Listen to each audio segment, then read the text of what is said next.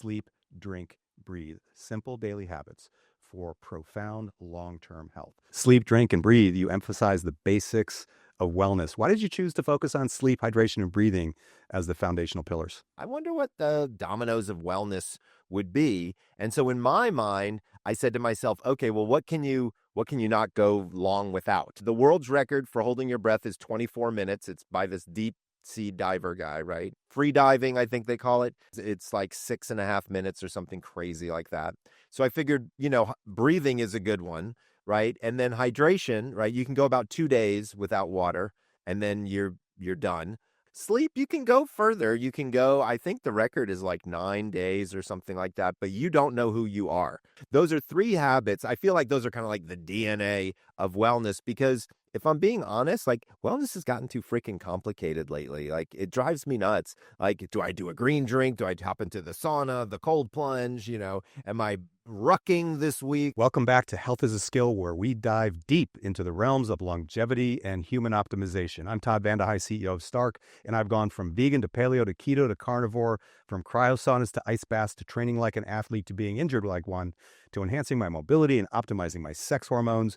With thousands of labs and various forms of scans, I'm surrounded by high-level medical doctors, naturopathic doctors, chiropractors, nutritionists, and strength coaches, all leading me in concert to a state of optimal health. And I'm here to share that with you, regardless of your age, your genes, or your medical conditions. Today, we're thrilled to have a special guest who is a trailblazer in the field of sleep science, one of my favorite fields of study for health because it's such a problem for me. Dr. Michael Breus, widely known as the sleep doctor, is a clinical psychologist and a double board certified sleep specialist. With over 2 decades of experience, he's authored several best-selling books, including The Power of When and his latest release, Sleep, Drink, Breathe. Simple daily habits for profound long-term health. Dr. Breus has been featured on platforms like The Dr. Oz Show, CNN, and Oprah, sharing his insights on optimizing sleep and overall well-being. Today, we'll delve into the fundamentals of health, sleep, hydration, and breathing, and explore how these simple daily habits can lead to transformative long-term benefits. Dr. Breus, welcome to the show. Dr. Michael Breus, thanks for joining me today. In your book, Sleep, Drink, and Breathe, you emphasize the basics of wellness. Why did you choose to focus on sleep, hydration, and breathing as the foundational pillars? So I keep getting asked this question because people are like, Michael, we already do all these things already. I mean, come on, like, couldn't you pick something that we could, right? Needed more help for you. Well, there were a couple of different reasons that I chose them. So the idea in my mind actually came from my friend Joe Polish. He wrote this book called Life Gives to the Giver. And in it, he talks about this idea of dominoes, and the dominoes are these skill sets that we gain over life and experience. And once you get to the point where you've mastered one of these, other ones kind of open up and happen. And I thought to myself, I'm like, I wonder what the dominoes of wellness would be. And so in my mind, I said to myself, okay, well, what can you go long without? Right. So the world's record for holding your breath is 24 minutes. It's by this deep sea diver guy, right? Crazy. That's astounding. Yeah. Right. Completely nuts. But the normal, like the big one, I think, free diving, I think they call it. It's like 6.5 minutes or something crazy like that. So I figured, breathing is a good one, right? And then hydration, right? You can go about 2 days without water, and then you're done. Sleep, you can go further. You can go, I think the record is like 9 days or something like that, but you don't know who you are, right? Like you are on another planet. You start hallucinating, it's kind of a mess. And so I was like, okay, those are 3 habits. I feel like those are kind of like the DNA of wellness because if I'm being honest, like wellness has gotten too freaking complicated lately. Like it drives me nuts. Like, do I do a green drink? Do I hop into the sauna, the cold plunge? Am I rucking this week? Like who the hell knows? Yeah. And so I want it to be stuff that people already do and that they can just improve upon that will make exponential differences in their lives. And, when I was first introduced to breathwork as an example, it really became very, very interesting to me. And I never really thought about it. I was never a big athlete. I know a lot of athletes have been thinking about breathwork for a long time. Like if you're a runner, if you get your breathing rhythm right, you can run forever. Like if you're a lifter, you breathe a particular way before you lift. If you're a wrestler, you breathe a particular way as you warm up. Like I think athletes inherently know more about breathing and breath work. I was never a big athlete. And learning about breath work, God, I wish I had learned about it in graduate school. Number one for me, but number two for like my patients. Like there's so many patients out there who can benefit from. I mean, you can just turn on and off the sympathetic, parasympathetic nervous system, right? You can just kind of flip flop those using certain breathwork techniques. So it's kind of cool. And are there specific platforms or educational organizations that teach what you're using yourself, and would you recommend for others? It's a great question. I mean, I actually had a breathing group that I joined. So I belong to a men's group that's called Metal here in Los Angeles. And we have a breathing group every morning. There's like 10, 15 guys, and we listen to a video and it tells us what to do. It's basically, I think, Wim Hof breathing is what it's called. And, but there's different kinds. Like, as an example, for my patients, if they have insomnia in the middle of the night and they're having a hard time falling back to sleep, I would never have them do Wim Hof because it's too activating. I would have them do like a 4-7-8 breathing methodology. That was something that Dr. Andrew Weil from Harvard, he figured out with the Navy SEALs, believe it or not, how to slow people's heart rate down to about 60, which is kind of the magic number that you want. So I think, there are a couple of different ones out there, but at the end of the day, just breathing more deeply, I think, is a great idea. And understanding, like, what is your respiration? So what is your lung health, right? Like, can you climb a flight of stairs and still feel okay? Can you walk a mile in under 15 minutes? Things like that, I think, as general health guidelines. I mean, obviously you can, scale up from there, but yeah, those are some of the platforms I would agree upon. Why breathing deeply? Why is it a thing that humans have to think about? Great question. So it is remarkable how many people just stop breathing. Like we talk about this thing called computer apnea. So it's like while you're reading an email, people just and they just stop breathing, and it's like, and then when these people that they start breathing again, it's kind of remarkable if you think about it. I mean, I think that breathing really turns out to be such a fundamental aspect. Also, obviously, with sleep apnea, which is kind of a thing that I treat a lot of, we focus in on looking at that as well, because there's a lot of things that we can learn about somebody, about their respiration at night. Are there other breathing techniques that you use other than the Wim Hof method in the morning and the variations of box breathing you described? I just started to learn about Qigong, which is like this really cool form of what's it called? Where you're moving around the movement. Yeah, I know exactly what you're talking about. Tai I know a Chi, couple of Tai Chi, that's what it's called. Qigong masters. Yeah. So I've Tai Chi. Okay, yeah, Tai Chi. I've been learning Tai a Chi little bit about Chuan or that something, lately, right? so that's kind of cool. But yeah, I think those are the only ones that I know of. I mean, in the book we've got a bunch. And in the book, back to the book for a minute, you introduced 3-week regimens to optimize sleep, hydration, breathing. Can you kind of walk us through what that looks like and what readers can expect during the program? Yeah, absolutely. First of all, you got to know your chronotype. So for folks out there who don't know what that is, that's kind of the thing I'm the most famous for. Is I developed this quiz called Chrono Quiz. You can go there online, and it tells you what type of sleeper you are. Are you an early bird? Are you a night owl? Are you somebody in between? Or you have somebody with difficulty sleeping? And those are all different animals. I like animals. And what we do is once you understand what your chronotype is, then from that point forward, it helps us understand what time should you go to bed? What time should you wake up? When should you eat? Things like that. So these chronotypes are these genetic underpinnings that we all have, but most of us don't really know what they are. I mean, to be fair, if you've ever been called an early bird or a night owl, those are what I'm talking about. It turns out there's 4, not 2. So like once you figure that part out, then we ask you to do a little bit of a rehab of your bedroom, right? So kind of looking around like, okay, what's going on in here? Like, do I have piles of laundry everywhere? Like, is there all kinds of stuff that's not conducive to sleep, right? And then we start kind of figuring out some of the different things that we want you to do. So we come up with 5 different times of day. We ask you to set alarms on your phone. There's things that you can do, right? And so and we give you very specific times to wake up. So as an example, during the first week, if you're an early bird, we want you out of the bed by 6, but most of them are out of the bed earlier than that. If you're kind of in the middle, by 7, if you're a night owl, by 8. If you're an insomniac, probably by about 6:30. And then we give you a list of things to do having to do with your sleep. So what does that mean? Get up as soon as the alarm goes off. Don't hit the snooze. If you can, go outside and get 15 minutes of sunlight. That helps clear the melatonin from your head.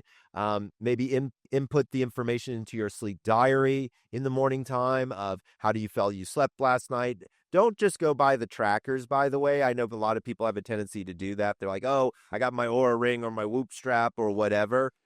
Here's the deal. It really matters is your perception of your sleep. If you fill out the diary yourself, that makes you think about your sleep. It's not just you looking at a number, which really doesn't have a lot of significance to you other than usually pissing you off, right? So most of my friends, they're like, oh my God, I looked at my score this morning and I thought I slept much better than a 42, and they get all pissed off.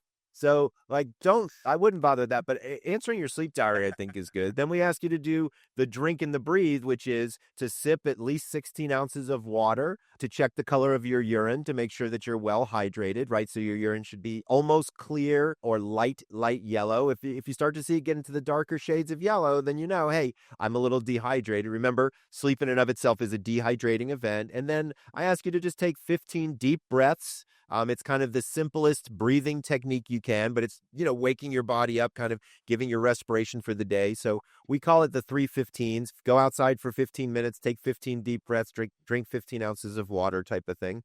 And then it goes on into your mid-morning, which is for most people somewhere in the kind of 11 o'clock. Between 10 and 11 o'clock range. But if you're an early bird, it might be 9 o'clock in the morning. So then what we want you to do at that point is, go ahead and get some water. And by the way, coffee and tea do count towards your hydration as long as you stick to 2. If you go over 2, then the diuretic effect of the caffeine kicks in and it's not going to be nearly as good. And then in the middle of the day, in order to reduce your stress, we have you do like some box breathing, introduce the idea of the 4-4-4-4. Thank you. Box breathing there. And then after lunch, going outside, getting another 15 minutes of sunlight. Moving around a bit.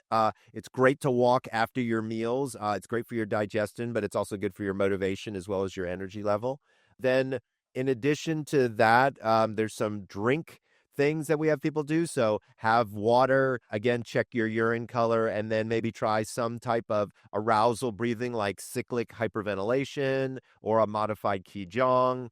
And then pre-dinner, we've got you doing some stuff, which is, making sure that your meal is sleep friendly.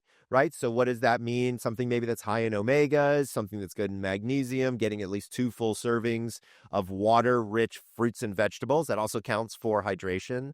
Then sipping, another 16 ounces of water, then maybe trying out a couple of breathing techniques. And then right before bed, we have you 3 hours before bed, we have you stop drinking stuff because obviously that's not such a great idea.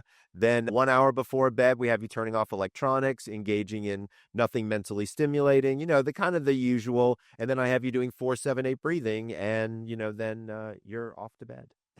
And that's week 1 as an example. So 3 hours before bed, no liquids. Yeah. Right? What about food? There's a cutoff time in there as well? I used to say 3-2-1. So stop alcohol 3, stop food 2, and stop fluids 1. Now I'm at 3-3-3. The more I talk to people, it really does seem like okay. You need to stop everything about 3 hours before bed. Just in order to get to the highest quality sleep. To be clear, you'll sleep either way, but you'll sleep better if you sleep on an empty stomach. That's an interesting discipline. It's something I don't pay any attention to whatsoever. And by the way, I'm probably one of the worst sleepers you've ever met. And you've probably met like Olympic level poor sleepers, I'm assuming. Like you meet the very worst. How do you treat such patients? Well, to be honest with you, a lot of them have several different issues in common. For some people, alcohol is almost always a negotiation with difficult sleepers, because they use alcohol to make them feel sleepy a lot of times. However, alcohol really destroys the quality of your sleep. So it's this awful kind of cyclical pattern with a lot of my people who are poor sleepers. Caffeine abuse is also quite common with my bad sleepers. A lot of people don't even think about it, but they're drinking, 5 or 6 caffeinated beverages a day. And wow, that's more than you probably should. But I'd say the number one thing that seems to help people out is like if people get one thing from our conversation today, it's wake up at the same time 7 days a week. So if you wake up at 6:30 during the week, make it 6:30 on Saturday and 6:30 on Sunday. I get it. It's not so much fun to do, but number one, once your body locks into this, it just gives you more time on your Saturdays and Sundays to do stuff, whatever you want to do. Meditate, read a book, catch up on a movie, do your email. I don't really care. But if you keep that level of consistency of wake up time, then your melatonin production is also on that level of consistency. And so what most people don't know is the timing of your melatonin at night is directly related to what time your eyes open up in the morning. And so if you keep that consistent, then your melatonin is consistent at night, which means it's easier to sleep. You have any thoughts on melatonin supplements? I do. So, I'm not a huge fan because most people make as much melatonin as they need. There's really 4 different instances where I think melatonin makes sense. So for jet lag, absolutely. For shift work, 100%. For people with a melatonin deficiency, I'm in an agreement with fixing that. And that can happen to a lot of people, especially when you hit age 55, 60. That's really where we start to see melatonin production slow down. And then, believe it or not, in some cases of REM behavior disorder and in some cases of ADHD. Those are really the only times that melatonin really should be taken. A lot of people take melatonin just on the regular as a sleeping pill. And what they don't realize is that it interacts with birth control. So it makes birth control less effective. So number one, like that's a deal killer, like right there. Number two, it also interacts with diabetes medication, blood pressure medication, and depression and anxiety medication. Because remember, it's a circadian pacemaker, so it's supposed to move that shit around. So, I'm really not a fan of people taking melatonin, again, unless it's one of those sort of 4 circumstances. Can you test for melatonin levels? Or You how can, but effective it's a your body total is at pain in producing the it? ass. You have to take 4 saliva samples. So you take 1 in the morning, 1 at night, then the next morning, and then the next night. You have to label them all in the correct order and put them, and you freeze them. Then you stick them in a pouch and you send them, and you get a melatonin and cortisol curve, which is kind of the best measurement tool so far.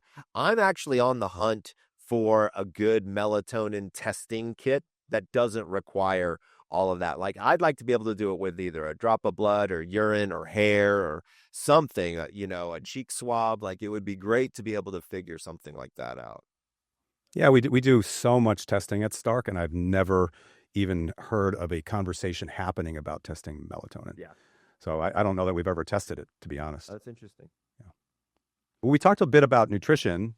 Let's talk about exercise and how exercise interplays with sleep, like the various forms of exercise, the timing of the day that's optimal for optimal sleep. We also talked about hydration and breathing, but let's just focus on exercise for a minute. What are your thoughts around that? So exercise is the single best way to improve your sleep quality. Hands down, drop the mic. Okay. It just is. Your body needs to move. My 4th book is called Energize, Go from Dragging Ass to Kicking It in 30 Days. And it's about, the importance of movement, and, exercise is in that category. I mean, to be clear, there's lots of movement that isn't exercise, but almost all exercise is some form of movement. And so, what I love exercise. I exercise every single day.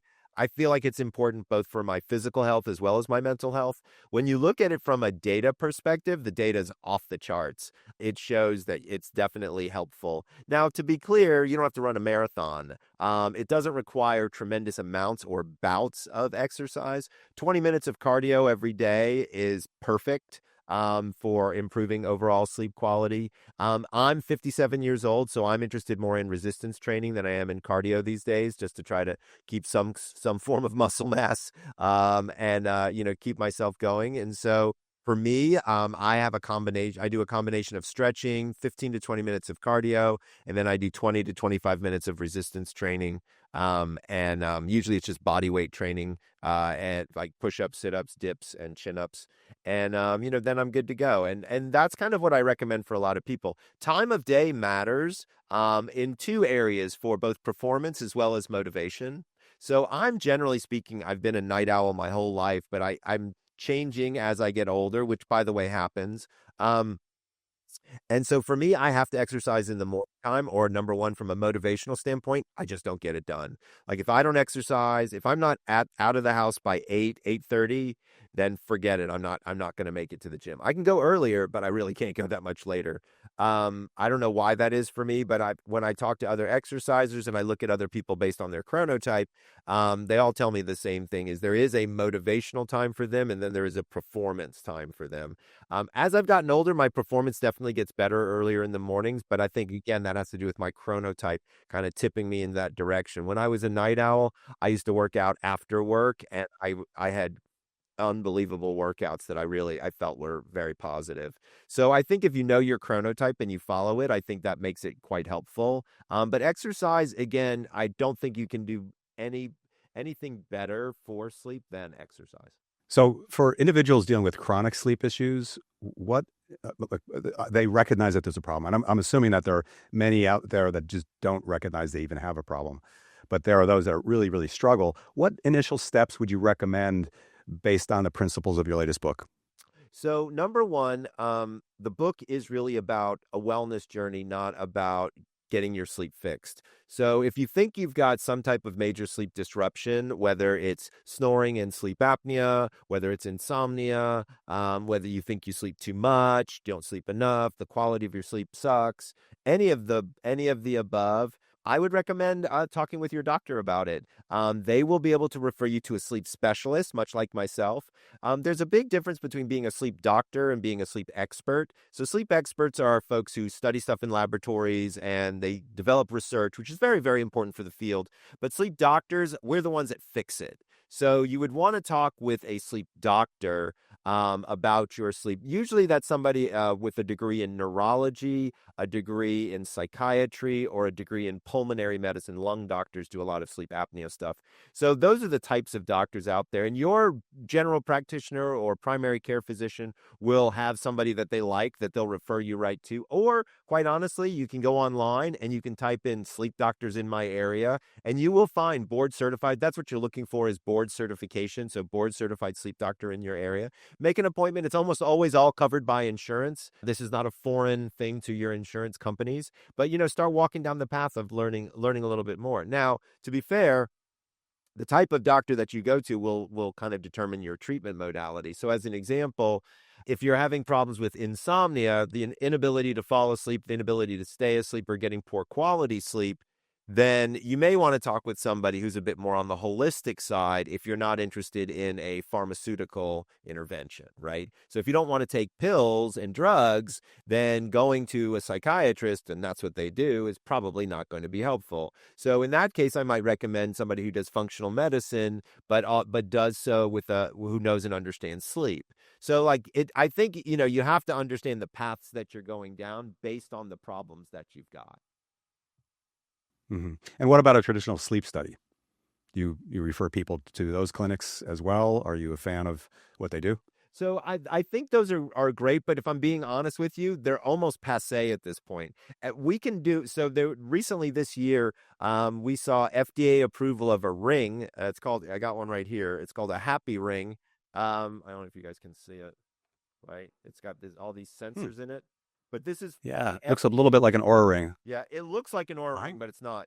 It's fully FDA approved for full nighttime polysomnography. I can send this thing to your house. I can do an apnea study. You never have to leave. It's fantastic.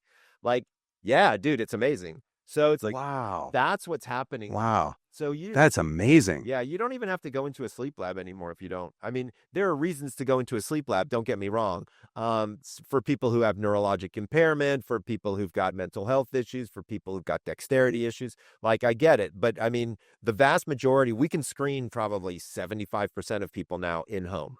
with devices like the Happy Ring, or there's something called a watch pad that our company uses a lot of.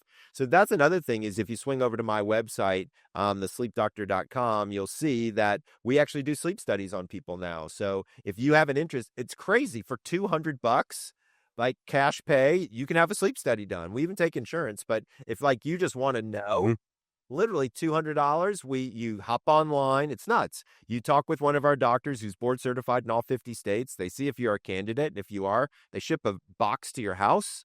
And lo and behold, you've got either a ring or a thing that you wear on your wrist. You go to sleep, you wake up the next day, you talk to a person on Zoom, and figured it out. It's nuts. I'm glad that you brought that up. I'm a huge fan of those.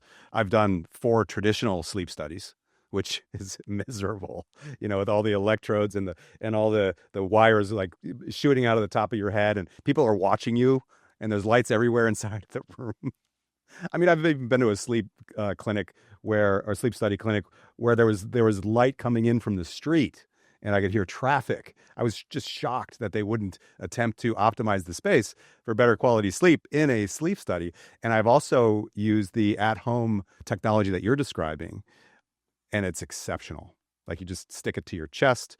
You have a little thing on your wrist, another little thing on your finger, and it's so easy. I highly recommend it if you're wondering if there's an opportunity to improve sleep, or maybe if you have sleep apnea.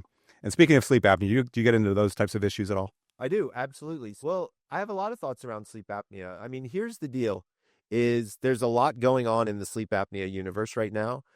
So number one that I just think is interesting for conversation is one of the GLP-1s was approved for people with sleep apnea. It's called Zepbound.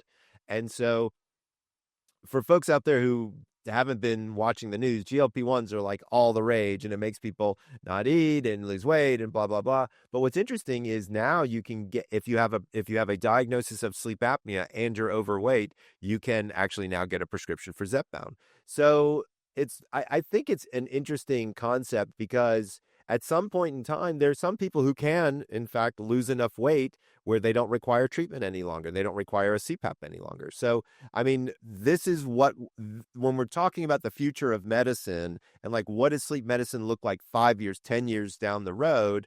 I think that what we're going to see is basically some device, a wearable you stick on, or who knows, maybe your bed at that point will just be able to monitor you and figure it out. And, it'll send you, your treatment modality in the mail, right? I mean, like, that's kind of what we're coming to. But I feel like we're still have a high level of accuracy. I still feel like it's interesting. There are other treatments besides a CPAP machine, though. Like, that's something that I think is important for people to know and understand. I like dental appliances. They work very, very well for people. This is where it slightly moves the mandible forward, thereby opening up your posterior airway space and allowing you to breathe. There's also a brand new thing on the marketplace called Excite OSA, EXCITEOSA.com. I don't have any relationship with the company, but it's super cool. It shrinks your tongue. So you wear it on your tongue for about 20 minutes during the daytime, and it replaces CPAP at night within 30 days. It's nuts. Yeah. Wow. It's crazy. Wow. That's so cool. It's very cool.